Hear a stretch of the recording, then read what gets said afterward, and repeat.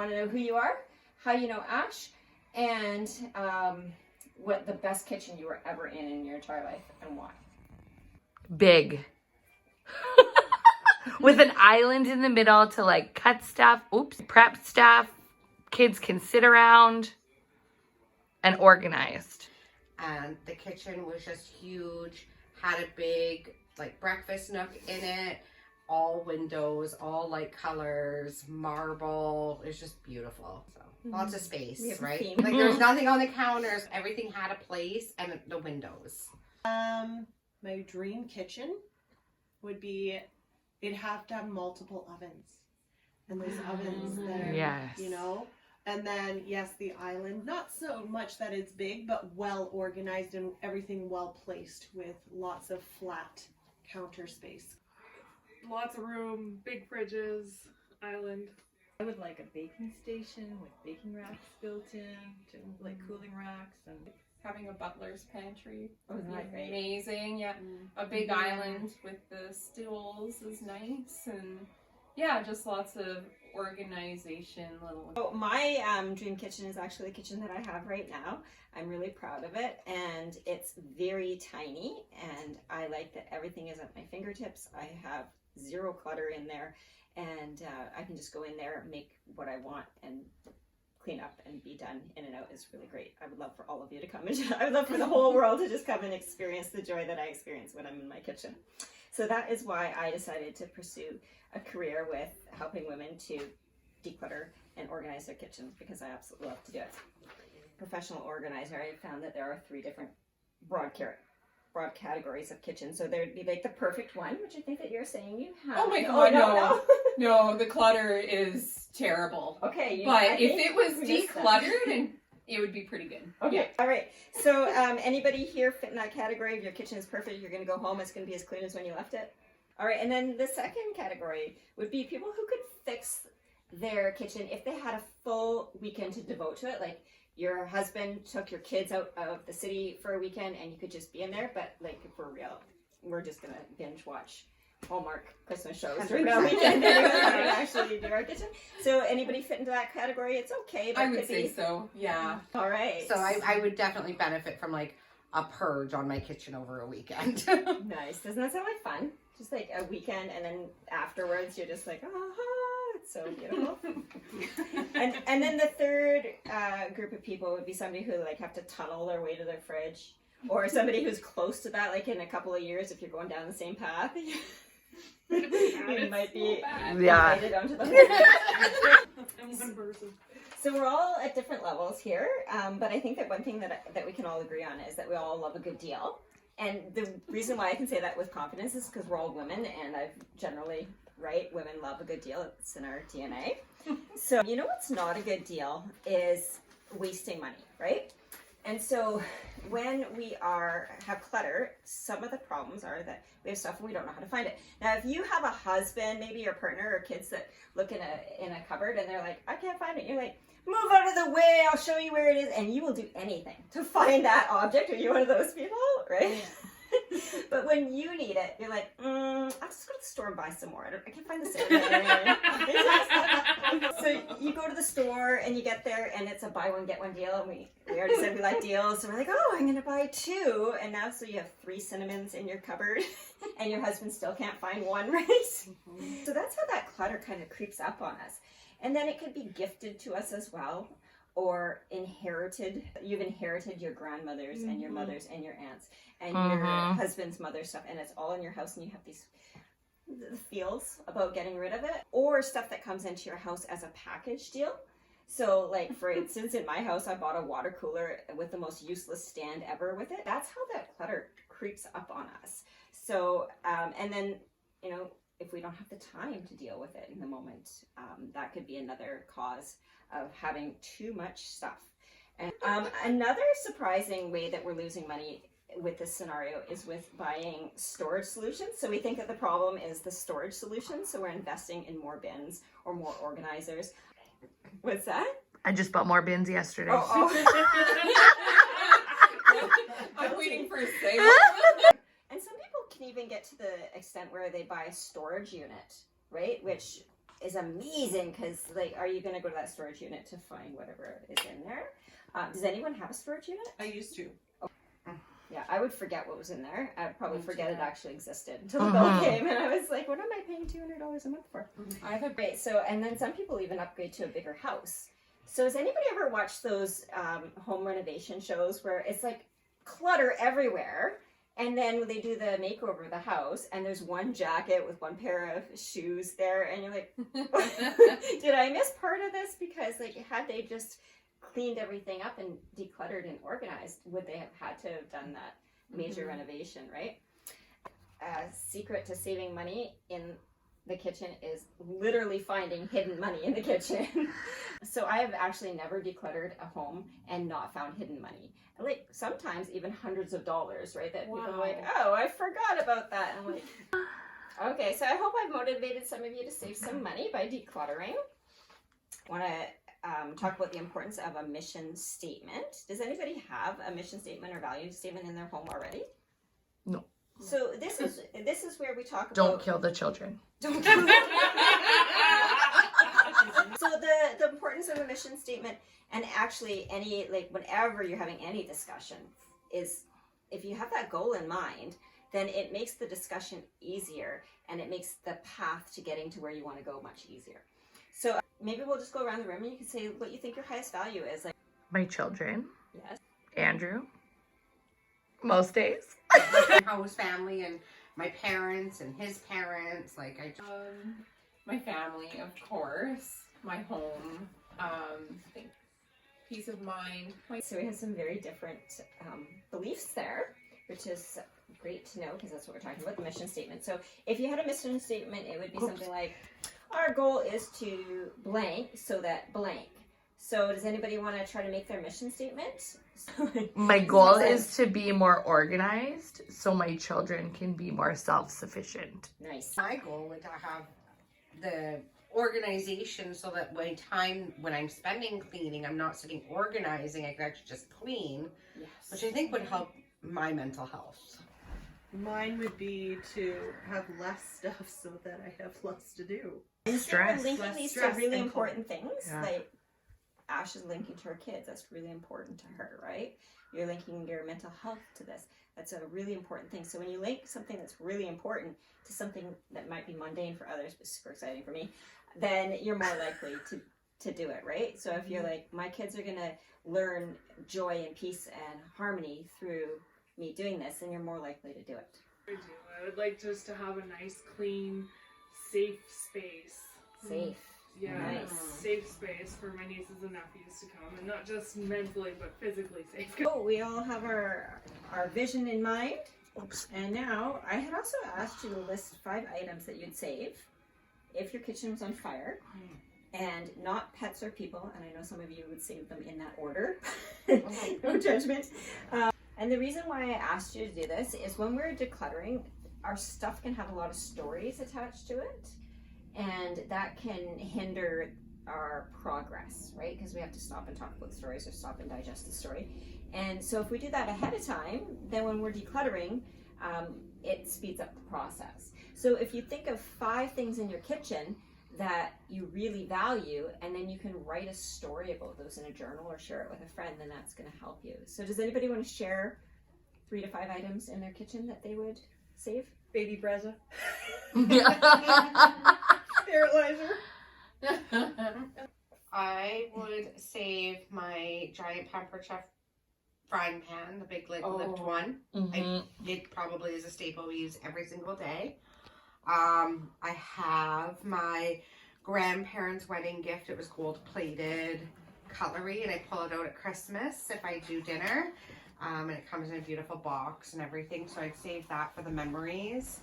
And I have a jug for juice or punch, and it's a skull, but it's all iridescent. It's beautiful, and I love it at Halloween, so I would save that. Okay, and did somebody give it, like, how did you acquire it? I bought it at Winners, Okay. but I was on a trip. I was in Southern Ontario. I made every effort to make sure that came home with me safely. And so I have Halloween parties, not this year, but almost every year comes out, and I think it's just beautiful. I don't know. I would also save my pampered chef pan and my red chef knives. These are the best. Best thing ever. So it's that they're good quality, not the story behind them? Well, Andrew brought them for me. Okay, there we go. Yeah. And he, like, one of the first things he said he, like, recognized about me was that I love my love to cook. My Mexican plates that I got when I lived in Kitchener, and it just makes eating fun. They're just these super colorful painted Mexican plates. So this tip applies to any goal that you have in life. You set a consistent date, and so I didn't say a date because somebody mentioned they're going to have the pictures up by Christmas time, which I thought was fabulous to have that deadline. And nothing motivates like necessity, right? Like Christmas is coming, and that's a non-negotiable. That date I have to have it done by then, so that's great. But with decluttering and organizing, I'm bearer of bad news. It is not a once and done thing. It is forever. Yeah. You are forever changing, and your space needs to be forever changing. So for myself, every single morning, that's when I'm getting my decluttering done. So it's literally every single day. And to get a partner, that's I can never remember the quote. I tried to write it down. If you want to go alone. If you want to go fast, go alone, but if you want to go far, do it with a partner. So just even what we're doing today, my hope is that we can form a group that can motivate and inspire and encourage each other out of what's here, right? Because you've already got a little bit of momentum going, and so partnering with somebody will keep that momentum going. You're accountable to each other. I do feel a lot better knowing I'm not alone. And then the third thing that you can do with any goal is to give yourself rewards for tiny little steps that you're taking. So even me giving you a card for every time you speak, that's releasing a little shot of dopamine, and we're not conscious of that. We don't go, oh, I felt that dopamine, right? But we do change our behavior because of it. So can you guys think of a tiny little reward for a tiny little step that you could do? Every bag or box, that would be a reward that you get rid of. So, or money if you happen to sell any of it too. Right. Thank you. Yes. Yeah. Glass of wine. Donating to, your favorite charities. Okay, so once you set your goal, you need 3 things to make that goal happen. So the 3 things is you need energy, right? And you need the belief. That's like your subconscious, right? So if you've ever set a goal and you're like, why can't I achieve this goal? I've got the energy and I've got the steps to take, but I'm not doing it. It might be an underlying belief issue. That's the problem. And then the third thing is that you need a plan, right? So you can't be running east looking for a sunset. Is that right? Right? So you have to have the right steps in order to get to your goal. So the good news is you can go on my website. It's thecleankitchencoach.com, and I have lots of tips there on how you can increase your energy, including tips for eating, sleeping, exercising, breathing properly, hanging around with positive and uplifting people, being grateful. Those kind of things build your energy levels up. And for also, I have some hypnosis links on there for getting into the subconscious. There's also the plan. So it's a super simple plan. You guys can remember this. It's take out the garbage and downsize the stuff you have, and then put everything else back in its place. So a little bit easier said than done, right? So the hardest part of that, like the garbage, we're all good with taking garbage out, right? So if it's faded, ripped, torn, too big, too small, nobody would want it. It would be like burdening somebody by giving it to them. That's going to go in the garbage. Now, I do believe in protecting the environment. I'm like not into, dumping plutonium down my drain or anything, but sometimes our mental health is more important than making sure that the recycling is separated and the compost is separated. And sometimes we just have to prioritize getting that stuff out of our house and not worry, because I've seen people totally debilitated, like actually several people debilitated by that. Okay, well, which recycling does this go into, and is this compostable, and where does this go, like, versus just I need to prioritize my mental health. And then I have a friend that's really worried about what goes into the landfill. I'm like, do you understand that everything is eventually, that is what is happening eventually, right? Completely. I got to do the right thing, but I don't know what the right thing is. 100%. Yeah. Because we talked about downsizing. And so I have a list of rules on my website as well. They're my rules. You don't have to follow my rules. It's your house. But they are things like if it's been 12 months since I've used it, if I wouldn't work really hard to clean it, if red wine spilled on it, if I wouldn't buy it if I was in the store and saw it, and if I wouldn't keep it if it wasn't for the story. Those kind of rules. And then how do you know when you're done downsizing? Like, I just learned this. This is so cool. How do you know when you're done? Like, you have downsized as much as you need to, and the amount of stuff that you have is an appropriate amount of stuff. When you have people over. You're good is when your husband can find something without bugging you. So I love that you mentioned about being able to eat healthier when you have an organized kitchen, because for me that's super important. So it's easy to cook when your kitchen is clean, and it's super easy to get takeout when your kitchen is not clean. Yes. So when we talk about putting everything in its place, I have a couple of tips for you. So if you want to make sections, like stations, right? So all of your coffee stuff. So you wouldn't have your coffee mugs over in a cupboard that is super far away from your sink, that's super far away from where the coffee grounds are kept, that's super far away from the coffee maker. You want to keep all of that stuff all grouped together so that it's easy to use. And also remember where the dishwasher, if you happen to have one, or the sink is, so that stuff is easy to put away once it's washed, if that's important too. And then if you come across anything that doesn't belong to you, make sure it goes to its proper home. If you wanted to get some professional help, then the tip that I have for you is to look for somebody who really respects your confidentiality and prioritizes respecting your space, and they can do that by having a written guarantee that they will not disclose any information that they come across while they're in your house. Final tip, you're gonna love this one, is if you do hire a professional declutterer, do not clean your house. And the reason for what? Yeah. Oh yeah. The reason why is if you're hiring a professional declutterer, then it is their job to figure out what's not working for you. And the way that they are going to be able to do that is to see where stuff naturally lands. So for example, if when you come into your house, you're always dropping your keys on the table, and the professional comes in there and sees that there's all these keys on the table, then they know that that is an area that they can make a suggestion for you to fix, right? So they're going to put a bowl there, they're going to put hooks on the wall, they're going to talk to you first and see what your organizational style is and what's going to be easier for you. So that's why you don't want to actually clean up anything before. So clean, but don't declutter then, kind of. Yeah. But even the cleaning, I would say, is, if you're not cleaning, then that would be a good indicator of, like, That's true too. What's the problem, right? Yeah. So how much does it cost for a professional declutterer or organizer? I'm not sure what it's called. So some will do, they'll come and they'll look and they'll give you a price for a spot, and others will say price per hour. So it depends on who you are getting. So is that what you do? I do, yes. Okay. I do have a package on right now, which is phenomenal, which Ash is getting for free today for hosting the party.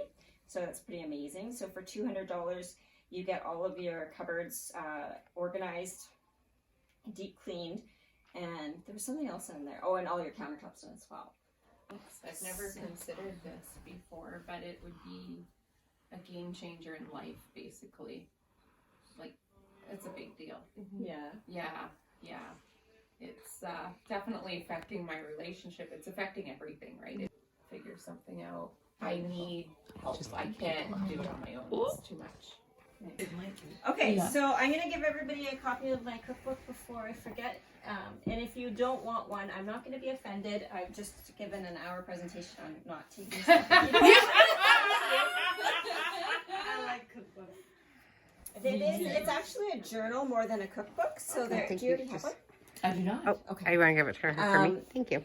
Yeah, because it's, I ran my own catering company. I have all the recipes in there from that, but it's more about how to cook so that when you're at the store, you don't have to buy things because the recipe says to buy it. So, oh, you're welcome. This is impressive. Thank you.